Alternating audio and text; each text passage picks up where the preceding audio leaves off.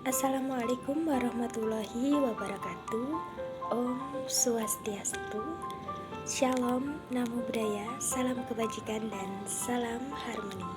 Baik, sebelumnya perkenalkan nama saya Tinkin Viola dengan NIM 221101105.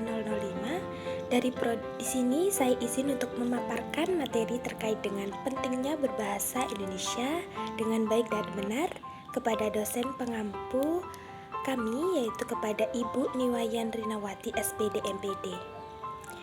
Baik, di sini adapun topik pembahasan yang akan dibahas pada materi kali ini, yang pertama adalah kedudukan bahasa Indonesia, yang kedua fungsi bahasa Indonesia, yang ketiga karya tulis ilmiah, dan yang keempat ciri-ciri karya tulis ilmiah, dan yang kelima manfaat menulis karya ilmiah.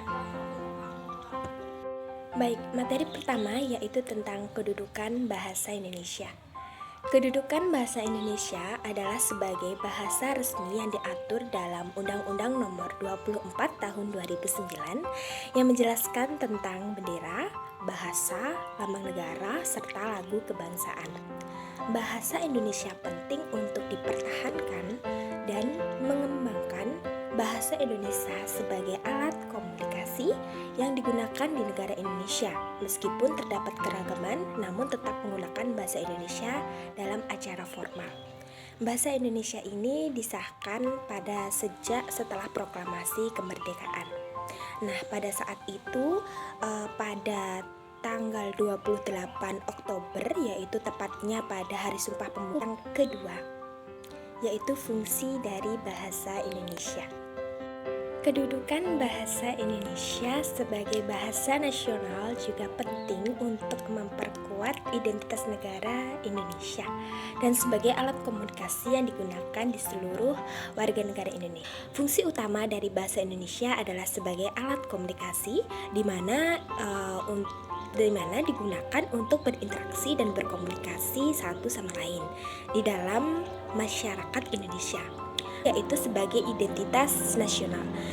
Bahasa Indonesia menjadi salah satu simbol identitas nasional.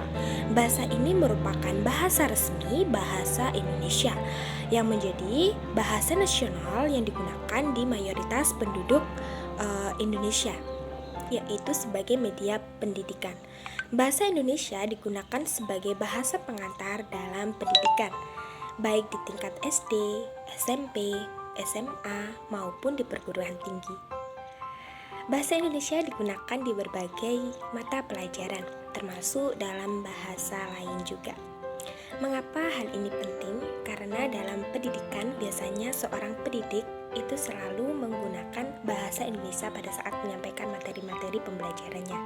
Maka bahasa Indonesia ini sangat penting. Nah, selanjutnya yang ketiga yaitu ada media informasi. Bahasa Indonesia digunakan sebagai alat media informasi dalam bentuk media massa seperti surat kabar, majalah, radio, televisi, maupun di internet. Selanjutnya itu adalah yang kelima, yaitu sebagai media budaya. Bahasa Indonesia juga berperan untuk melestarikan dan memperkaya budaya Indonesia. Baik, materi yang ketiga yaitu tentang karya tulis ilmiah. Mengapa saya mengangkat tema karya tulis ilmiah? Menurut saya ini sangat berkaitan dan sangat penting dalam berbahasa Indonesia. Karena saat sekarang ini itu mahasiswa maupun pelajar menggunakan karya tulis ilmiah untuk memenuhi tugasnya. Nah, mengapa ini penting? Karena bukan hanya lisan saja, akan tetapi dalam tulisan juga.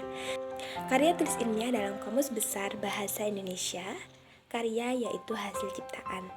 Tulis yaitu segala kegiatan yang berhubungan dengan huruf, angka, pena, atau media tulis lainnya. Sedangkan ilmiah yang berarti ilmu yang baik, ilmu pengetahuan maupun memenuhi syarat ilmu pengetahuan. Nah, jadi dapat disimpulkan bahwa karya tulis ilmiah adalah tulisan yang menggunakan kaidah kebahasaan Indonesia serta menggunakan aspek rasionalitas mengusung permasalahan yang objektif yang sistematis. Yang keempat yaitu mengenai ciri-ciri karya tulis ilmiah. Adapun ciri-ciri dari karya tulis ilmiah, yang pertama yaitu penulisannya sistematis. Yang kedua ditulis dengan penalaran yang logis. Yang ketiga yaitu ditulis dengan penalaran yang logis dan didukung oleh fakta yang objektif. Yang keempat yaitu argumentasi teori yang relevan. Yang kelima mengaitkan argumentasi empiris dengan teori. Manfaatnya bagi penulis dan bagi pembaca nantinya yaitu yang pertama dapat melatih keterampilan membaca dan juga menulis. Yang kedua sebagai pengenalan terhadap aktivitas kepustakaan. Yang ketiga memperluas ilmu pengetahuan. Nah, selanjutnya ada pun jenis-jenis. Apa saja sih jenis-jenis dalam karya tulis ilmiah yang biasa digunakan oleh mahasiswa maupun pelajar? Yang pertama itu adalah artikel, yang kedua itu adalah skripsi, yang ketiga adalah makalah ya. Yang keempat adalah paper dan yang terakhir adalah tesis. Itu jenis-jenis yang dapat digunakan dalam karya tulis ilmiah. Baik, itu saja yang dapat saya sampaikan. Kurang lebihnya saya mohon maaf. Saya aturkan Parmasanti. Om Santi Santi Santi Om. Wassalamualaikum warahmatullahi wabarakatuh. Shalom, namo buddhaya, salam kebajikan dan salam harmoni. Terima kasih.